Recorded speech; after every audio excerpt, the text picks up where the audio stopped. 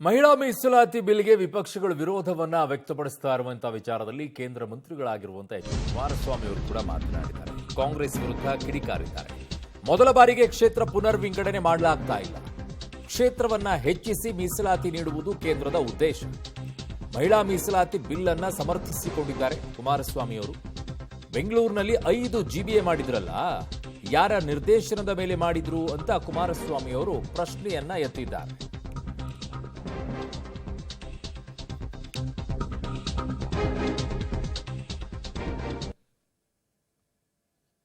ಇತ್ತೀಚೆಗೆ ಕೇಂದ್ರ ಸರ್ಕಾರ 3 ದಿನಗಳ ವಿಶೇಷ ಲೋಕಸಭೆಯ ಅಧಿವೇಶನವನ್ನು ಕರೆದು 3 ಪ್ರಮುಖವಾದ ಬಿಲ್ಗಳನ್ನು ಮಂಡನೆಯನ್ನು ಮಾಡಿದ್ರು.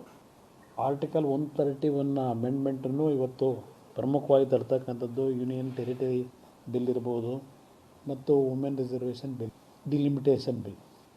ಈ ಒಂದು ಬಿಲ್ಲನ್ನು ಸಂಪೂರ್ಣವಾಗಿ ಲೋಕಸಭೆಯಲ್ಲಿ ವಿಫಲಗೊಳಿಸಿದ್ದೇವೆ ಅಂತಕ್ಕಂಥ ಒಂದು ಆನಂದವನ್ನು ಪಡೆದಂಥದ್ದನ್ನು ಇವತ್ತು ಮಾಧ್ಯಮಗಳಲ್ಲಿ ಚರ್ಚೆ ಆಗ್ತಾ ಇರ್ತಕ್ಕಂಥದ್ದನ್ನು ನೋಡ್ತಾ ಇದ್ದೇವೆ.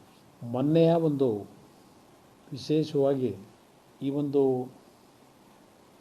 ದೇಶದಲ್ಲಿ ಎಲ್ಲ ಮಹಿಳೆಯರಿಗೆ ಒಂದು ರಿಸರ್ವೇಷನ್ ಕೊಡ್ತಕ್ಕಂಥದ್ದು ವಿಧಾನಸಭೆ ಮತ್ತು ಲೋಕಸಭೆಯಲ್ಲಿ 33%